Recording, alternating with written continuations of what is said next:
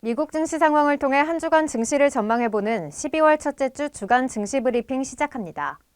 먼저 뉴욕 증시 마감 상황부터 체크하시고 자세한 이야기 나눠보도록 하겠습니다. 지난주는 11월 고용보고서와 파월 의장의 발언에 주목하며 3대 지수 혼조세를 보이며 마감했습니다. 다우지수는 0.1% 오르며 34,429.88에 나스닥은 0.18% 하락한 11,400선에 마지막으로 S&P 500 지수는 0.12% 내림세를 나타내며 4,000선에서 거래를 마쳤습니다. 그럼 더 자세한 미국 증시 상황 최영희 더그로증권 IT 에디터와 함께 알아보도록 하겠습니다. 안녕하세요. 네, 안녕하십니까. 네, 11월 고용보고서가 발표되면서 증시에 영향을 줬는데요. 네. 더 자세한 미국 증시 상황 짚어주시죠. 지난주에도 말씀드렸다시피 가장 중요한 것이 고용 지표가 어떻게 나오느냐, 이것이 관건이다 이렇게 말씀을 드렸었는데요. 네. 죄송합니다. 고용이 생각보다 많이 나왔어요. 예상치는 플러스 20만 정도였는데 네. 26만 5천 이렇게 나왔거든요. 그만큼 고용이 좋다 보니까 12월에 있을 FOMC에서 파월 의장의 선택지는 다시 좀 좁아졌다 이렇게 볼 수가 있겠고요. 금리 인하 기대감은 내년까지 금리 인하 기대감은 당분간 어렵지 않겠느냐. 아직까지 노동시장이 견조하기 때문에 금리 인하는 아직은 그렇죠. 시기상조일 거다. 이렇게 보는 게 맞을 것 같습니다. 그러다 보니까 지수도 좀 뭐 지루한 모습들을 보였고요. 특히 이제 다우 같은 경우는 횡보하는 모습을 보였고, 그나마 나스닥은 주간 기준으로 해서 소폭 상승을 했지만은 금요일 날 다시 또 소폭 약세로 마감을 했거든요. 네. 그래서 미국 증시 역시 당분간 좀 쉽지 않은 횡보하는 그런 박스장 상승가 되지 않을까 그렇게 보여집니다. 네, 그리고 이제 채권 동향과 또 국제 유가도 짚어주시죠. 미 달러는 예상보다 훨씬 강력한 고용 보고서에 의해서 인플레 우려가 커진 상황이거든요. 그러다 보니까 달러 강세에 파운드화와 유로화, 엔화는 모두 하락 전환한 그런 상황입니다. 미국 국채 금리는 역시 강력한 고용 보고서가 나오면서 긴축 기조에 대한 우려가 커지면서 상승 전환했습니다. 10년물 국채 금리는 3.58%, 2년물 국채 금리는 4.35%로 상승을 했고요. 상품 동향도 좀 살펴봐야 되는데요. 국제 유가는 러시아산 원유의 60달러의 가격 상한제를 합의한 유럽의 결정에 불확실성이 커진 그런 상황들입니다. 오펙 플러스가 감산을 못할 수도 있다는 우려가 나오면서 혼조세를 나타낸 그런 모습들을 보여주었습니다. 네, 여기까지 지난주 금요일 뉴욕 증시 마감 상황 체크해봤고요. 이어서 국내 증시 상황도 살펴보도록 하겠습니다. 현재 코스피는 0.25% 오르면서 2,440.34에 그리고 코스닥은 0.65% 상승하면서 737.70에 거래가 되고 있습니다. 여기까지 12월 5일 월요일 오전 10시 34분 기준 시황을 살펴봤고요. 이제 이번 주 증시에 좀 영향을 줄 만한 이슈들도 짚어주시죠. 어저께 이제 한국은행에서 10월 국제 수지 잠정치 결과가 발표가 됐는데요.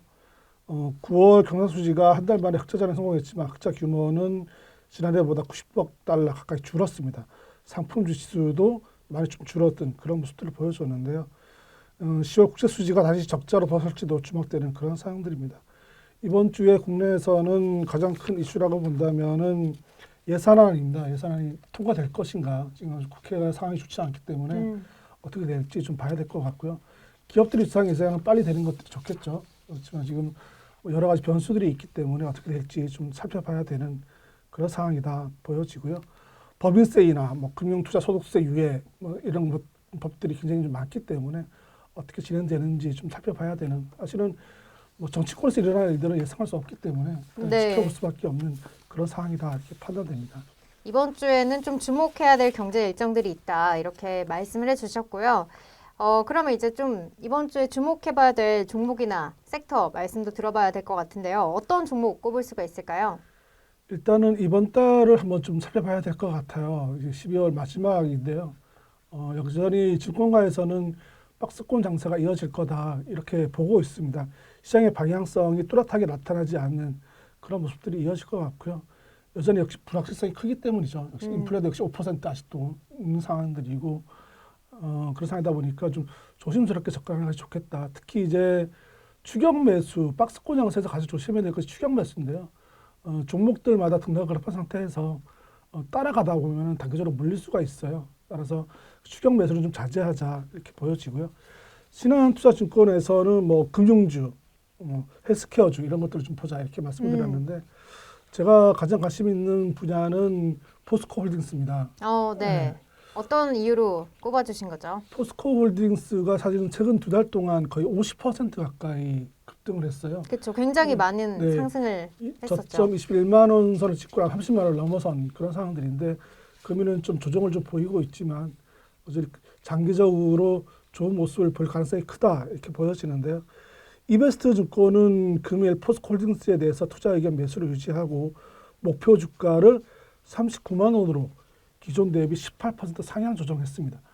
사실은 이런 장에서 목표 주가를 상향 조정한다. 게다가 네. 포스코홀딩스라 그러면 굉장히 무거운 주식이거든요. 최근에 좀 많이 급등했지만 어느 주식들 갖다 상승하는 것은 의미가 있다 이렇게 보여지는데 가장 큰 것은 역시 리튬 사업입니다. 그러니까 포스코홀딩스가 리튬 분야에서 굉장히 큰 힘을 받을 것이다라는 것들이 대부분의 얘기고요. 그러다 보니까 최근에 주가가 단기 급등한 이유도 거기에 있다 이렇게 판단됩니다. 다만 조금 전에 말씀드렸다시피 최근 2달간 20만 원대 초반에서 30만 원까지 올라온 그런 상황이기 때문에 조금 쉬어갈 수는 있어요. 승고를 할 수 있는데 네. 그래서 포스코홀딩스를 긍정적으로 보되 밀릴 때마다 조금씩 몰아가는 전략이 좋지 않을까 싶고요. 박스권에서 하단 밀려면 그때 좀 분할 매수해서 가져가는 것이 좋겠다 이렇게 판단이 됩니다. 네, 이번 주 섹터로는 이제 금융주와 헬스케어주를 짚어주셨고요. 종목으로는 포스코홀딩스에 대해서 얘기를 해주셨습니다. 지금까지 최영희 더구로증권 IT 에디터와 함께 뉴욕 증시와 국내 증시 이슈 그리고 이번 주 증시 전망에 대해 알아봤습니다. 그럼 오늘 하루 마무리 잘 하시고요. 그럼 주간 증시 브리핑 다음 주에 인사드리도록 하겠습니다. 고맙습니다.